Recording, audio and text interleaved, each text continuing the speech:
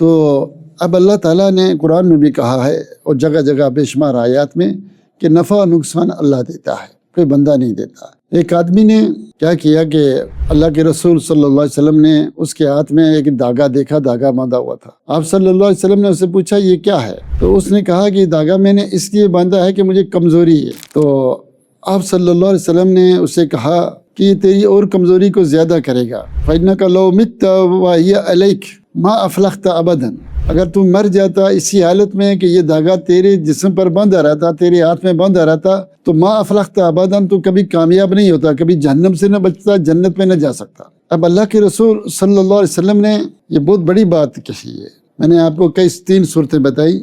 اگر کوئی شخص دھاگے منڈ کے لٹکاتا ہے، تعویذ لٹکاتا ہے اور وہ یہ سمجھتا ہے یہ خود ہی فائدہ دیتے ہیں، تو یہ شرک اکبر ہے، کیونکہ اللہ کے علاوہ کوئی فائدہ نہیں دے سکتا۔ یا پھر وہ اسباب سمجھتا ہے کہ فائدہ تو اللہ نے دینا ہے، لیکن ان کو اسباب سمجھے لیکن ان پر توکل اور بھروسہ کرے، تو یہ بھی شرک اکبر ہے۔ اسی طرح یہ آدمی شاید اسی دھاگے پر بھروسہ کرتا تھا، چونکہ وہ اللہ کو مانتا تھا، اسلام کو مانتا تھا، دھاگا باندھتا تھا، تو شاید اس دھاگے پر اس نے توکل کیا تھا، بھروسہ کیا تھا۔ اس لیے اللہ کے رسول نے کہا اگر یہ تیرے گلے میں ہو یا ہاتھ میں ہو، تو مر جائے تو کبھی جنت میں نہیں جائے گا۔ اس کا مطلب یہ ہے کہ یہ شرک اکبر اس نے کیا۔ اس لیے شرک اصغر ہوتا تو وہ ایک نہ ایک دن سزا بھگت کے وہ جنت میں ضرور جائے گا، چونکہ اگر کوئی شخص مرتا ہے اور وہ شرک اصغر کرتا ہے تو اس کو سزا ملے گی، سزا ملنے کے بعد پھر وہ جنت میں ضرور جائے گا بعد میں۔ لیکن اگر اس نے شرک اکبر کیا تو پھر کبھی بھی کامیاب نہیں ہوگا، کبھی بھی جنت میں نہیں جائے گا۔ اس کا مطلب ہے کہ اس نے اس دھاگے پر توکل اور بھروسہ کیا تھا۔ تو اگر کوئی شخص تعویذ پر توکل اور بھروسہ کرتا ہے کہ مجھے شفا دے گا، اگر سبب ہے اس پر توکل اور بھروسہ کرتا ہے، تو یہ شرک اکبر ہے۔ اس کی دلیل یہ حدیث ہے کہ ما افلحت ابدا، تو کبھی بھی کامیاب نہ ہوتا۔ تو اس لیے کوئی شخص تعویذ پہنتا ہے اور یہ سمجھتا ہے کہ مجھے خود فائدہ دیتا ہے، نقصان دیتا ہے، یا کسی کام کے لیے پہنا ہے استقلالً، اگر اسی کو سمجھتا ہے اللہ کے علاوہ، تو یہ شرک اکبر ہے۔ لیکن وہ اگر نفع نقصان کا مالک اللہ کو سمجھتا ہے اور اس کو سبب بناتا ہے، اور سبب بنانے کے بعد اس پر توکل اور بھروسہ بھی کرتا ہے، تو یہ بھی شرک اکبر ہے۔ اور اگر اس کو صرف سبب سمجھتا ہے، اس پر بھروسہ نہیں کرتا ہے، اب ہم دیکھیں گے کہ شارع نے اس کو سبب بنایا ہے،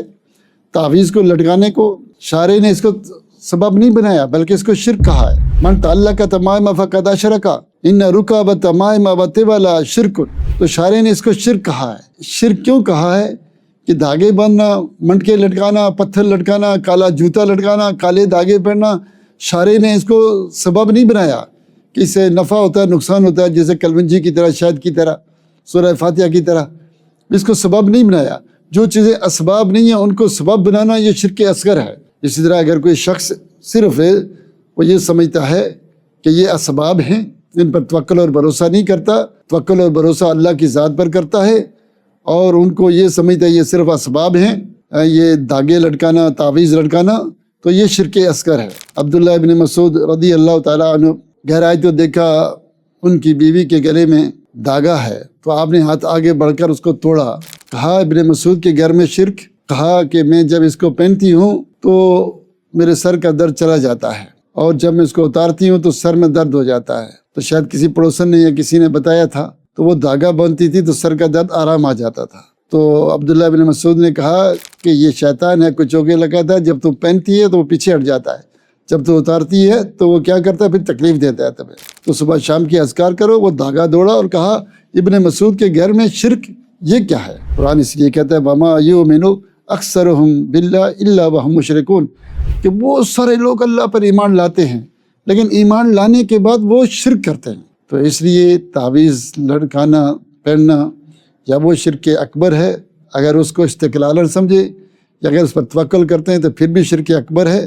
اور اگر اس کو سبب سمجھتے ہیں، اور اس کو سبب سمجھتے ہیں، توکل اللہ کی ذات پر کرتے ہیں، نفع نقصان کا مالک اللہ کو سمجھتے ہیں، اس کو صرف سبب سمجھتے ہیں، اور چونکہ شارع نے اس کو سبب بنایا نہیں ہے تو اس لیے ان چیزوں کو اسباب بنانا جو سبب نہیں ہے تو یہ شرک اصغر ہے۔ جیسے پتھر اٹھا کر، مٹی اٹھا کر میں اپنے پاس رکھ لوں اور یہ کہوں کہ یہ پنٹی مجھے قبر کی فائدہ دے گی، یہ نقصان دے گی، تو یہ کالا دھاگا دادی کا وہ جو باندھتی ہے نا، بال باندھتی ہیں جس سے، تو وہ کہتی ہے یہ کالا دادی کا یا نانی کا باندھو تو سر میں درد نہیں ہوتا، پتہ نہیں کیا کیا چیزیں کوئی جوتے لٹکاتا ہے۔ اگر اس کو صرف سبب سمجھتے ہیں تو یہ شرک اصغر ہے۔ اللہ تعالیٰ سے دعا ہے کہ اللہ تعالیٰ ہمیں ہر طرح کے شرک سے بچائے، آمین یا رب العالمین۔